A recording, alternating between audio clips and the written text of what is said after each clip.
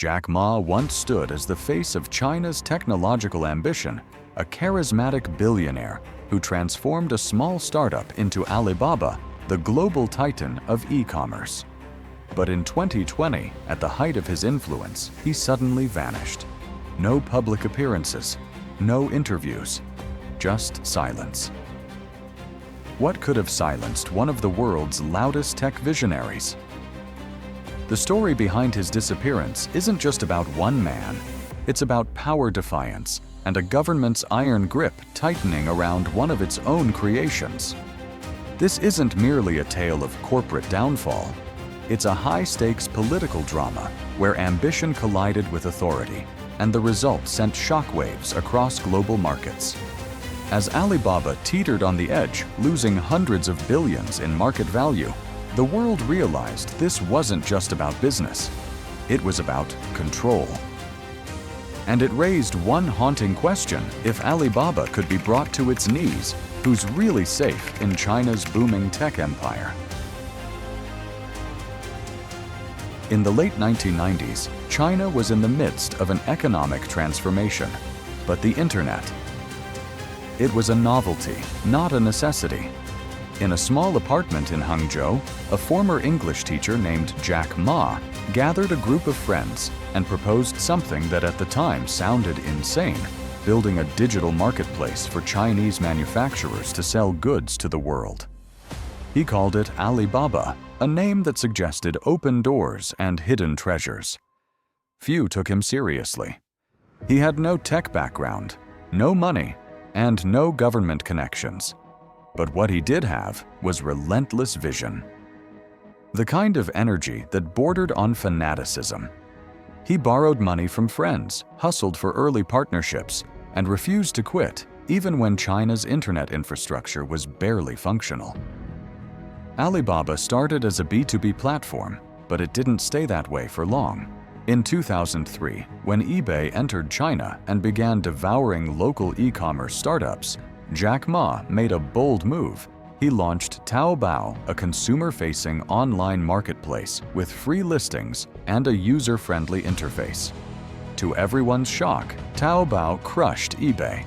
Not with better tech, but with better understanding of Chinese consumers and a guerrilla-style strategy that included customer support via instant messaging and clever marketing that felt local, personal, and trustworthy. Then came Alipay, Alibaba's version of PayPal, an escrow-based payment system that was revolutionary in China's low-trust economy. By taking on banking responsibilities, Alibaba wasn't just building an online store, it was building a financial infrastructure. As China's middle class exploded, Alibaba rode the wave. Singles Day, once a little-known anti-Valentine's event, became the biggest shopping day on Earth, raking in billions in 24 hours. Alibaba Cloud challenged Amazon Web Services, and the company expanded into logistics with Cainiao, into media, with Youku, and into AI and data services that powered the entire Chinese retail ecosystem. By the 2010s, Alibaba had become more than a company. It was the beating heart of Chinese consumerism. Jack Ma wasn't just a CEO, he was a rock star. He quoted Forrest Gump, danced in leather jackets at company events, and made promises to rural Chinese families that Alibaba would give them a better life. While the world looked to Silicon Valley, China had Jack Ma, quirky, bold, and a living symbol of entrepreneurial freedom in a controlled state. When Alibaba went public on the New York Stock Exchange in 2014, it raised $25 billion, the largest IPO in history at that point. Global investors scrambled to own a piece of the Chinese dream, and Jack Ma's net worth skyrocketed. But success in China always comes with a price. As Alibaba expanded, it crushed smaller competitors and blurred legal boundaries. Its dominance sparked concerns not just in Western markets, but within Beijing itself. The Chinese Communist Party had always supported tech innovation as long as it stayed loyal and manageable. Jack Ma, with his charisma, global reach, and growing influence, began to look less like a servant of the state and more like a threat to it. Behind closed doors, regulators were taking notes.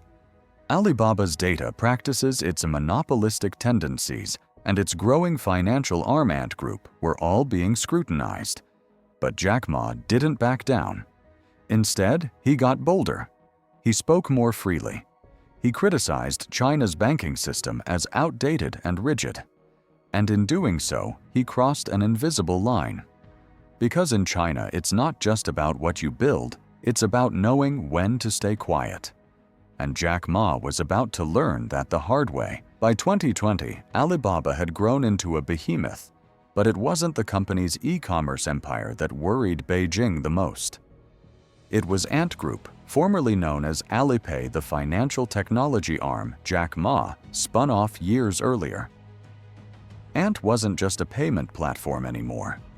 It had evolved into a shadow banking system, offering consumer loans, insurance products, credit ratings, and wealth management services without the regulatory constraints traditional banks had to obey. Through Ant, Jack Ma had created a parallel financial universe, one that operated at staggering speed and scale. Over 1 billion users, more than $300 billion in loans. And with the backing of big data AI-driven risk models and mobile convenience, Ant was poised to change the way money flowed in China. In November 2020, Jack Ma made his boldest move, yet he announced that Ant Group would go public on both the Shanghai and Hong Kong stock exchanges in what would be the largest IPO in history, a staggering $34.5 billion valuation. Investors went wild. Demand was so overwhelming that the IPO was oversubscribed within days. Analysts called it a revolution in fintech. Jack Ma called it a celebration of innovation. But what he didn't anticipate, or perhaps underestimated, was how this move would be perceived by the Chinese government. In the weeks leading up to the IPO, Ma gave a speech at the Bund Summit in Shanghai that changed everything. In front of senior regulators and financial elites, Jack Ma publicly criticized China's state-owned banks, calling them outdated and likening them to pawn shops. He said innovation was being stifled by conservative bureaucrats. He dared to imply that China's financial system needed disruption and that he, through Ant Group, would lead that disruption. It was a line too far. Within days, regulators summoned Jack Ma for a closed-door meeting. Then, in a stunning and unprecedented move, Chinese authorities suspended Ant Group's IPO just 48 hours before it was set to go live. The markets were shocked. Investors were stunned. Billions evaporated overnight. And just like that, the dream of the biggest IPO in history turned into a nightmare.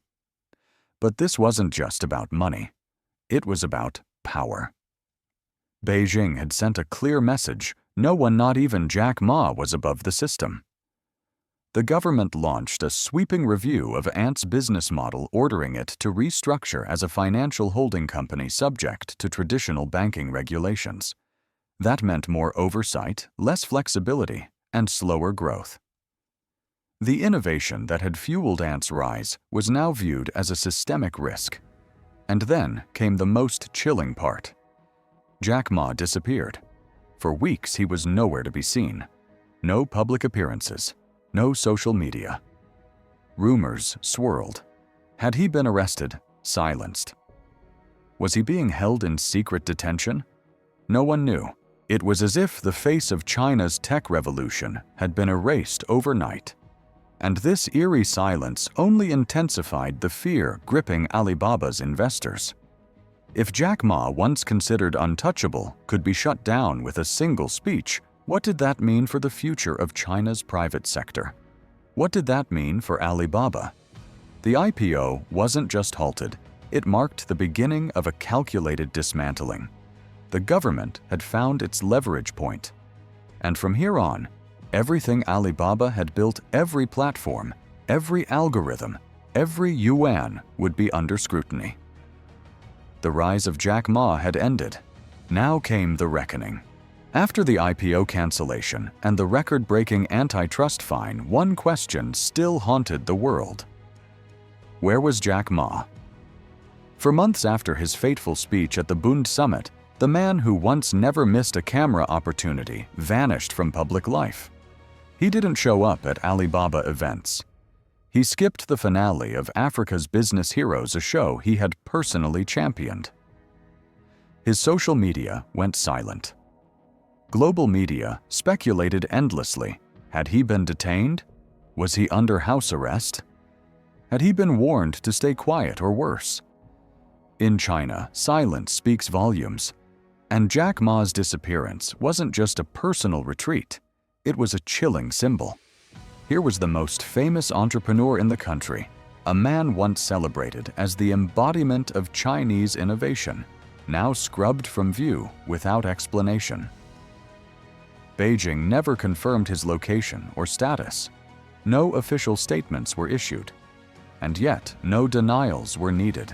The message was already clear: even Jack Ma was not untouchable.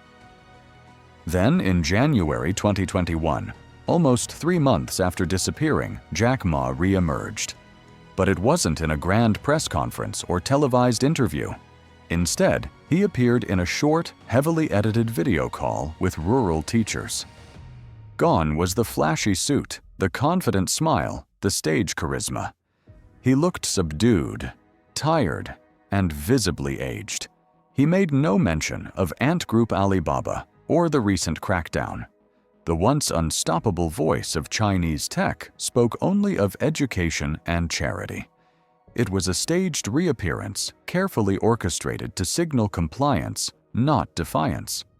After that, Jack Ma began traveling overseas, first to Spain, then the Netherlands, and later to Japan. But even in foreign lands, he kept a low profile. No interviews, no bold statements. When seen in public, he was often alone or accompanied by security. The man who once promised to inspire a generation of Chinese entrepreneurs was now a ghost of his former self, present but silent. The contrast was stunning. A few years earlier, Jack Ma had predicted a future where Alibaba would rival Amazon and reshape global trade. Now he seemed hesitant to even speak publicly about his own company. Why the silence? Analysts point to one likely reason: self-preservation. In China's shifting political climate, stepping out of line had become not just risky, but existential. The party had reasserted dominance over the private sector, and those who failed to demonstrate loyalty risked losing everything. Jack Ma, despite his immense wealth, had no immunity. By disappearing from public life and staying quiet, he was making the only move left: survival. Meanwhile, Alibaba pressed forward without him. New leadership took over. Strategic pivots were made. The company tried to reassure investors that it remained stable, focused, and apolitical. But the absence of Jack Ma left a void that couldn't be filled. His vision had shaped the company's rise. His downfall was now shaping its future. And through it all, the question lingered. Had Jack Ma voluntarily stepped aside, or had he been made an example? One thing was certain: his voice, once the loudest in Chinese tech, had gone silent. And in that silence was a powerful lesson for entrepreneurs, investors, and anyone watching China's economy evolve. Ambition without caution could be fatal. And in a system where the party writes the rules, even a king can vanish overnight. As Jack Ma faded from the spotlight and Alibaba fell into the crosshairs of Beijing, global markets responded with a chilling wave of fear. What had once been a safe bet, China's biggest tech success story, was suddenly radioactive. In a matter of months, Alibaba's market value plummeted by over $600 billion. Investors who had piled into the stock during its record-breaking IPO now found themselves trapped in a nightmare. Confidence shattered. The company's once dominant position on the New York Stock Exchange looked fragile. Hedge funds began dumping shares. Retail investors fled.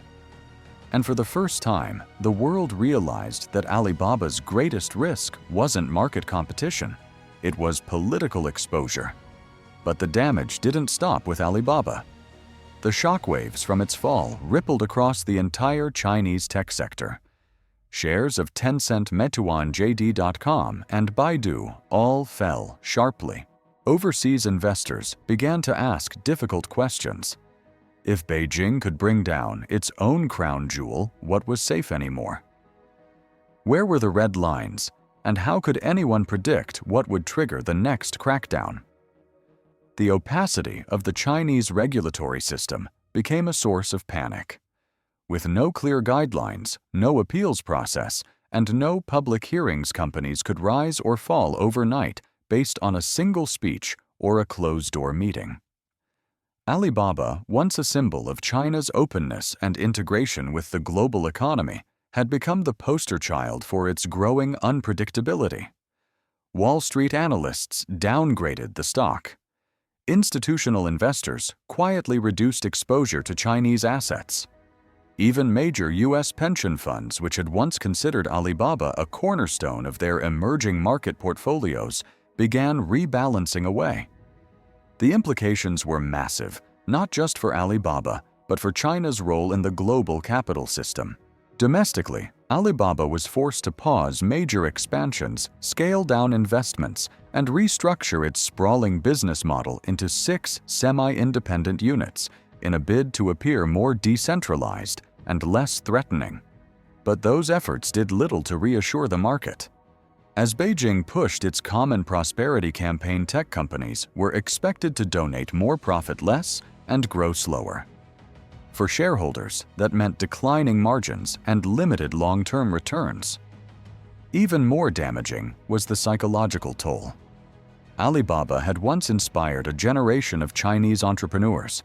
It was proof that bold ideas could thrive even under an authoritarian regime. But after 2020, that illusion cracked. Founders became cautious. Ambition gave way to fear. Innovation slowed. Many rising stars in the Chinese tech scene began keeping a low profile or even stepping back altogether. Capital dried up. Startups hesitated.